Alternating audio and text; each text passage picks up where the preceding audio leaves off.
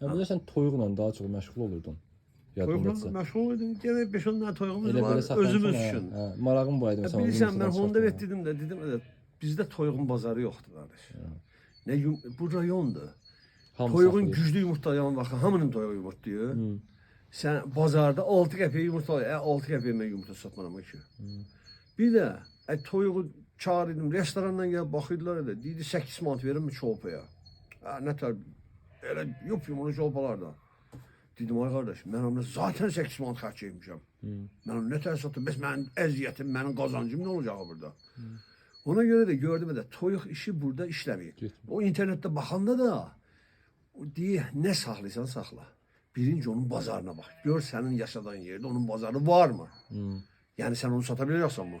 Ən əsası axırı o pul ayağıdır da. Çünki sən o məhsulunu satmasan o çəkən xərcləri hər dəfə cibindən ödəyib o elə iş olan şey deyil axı.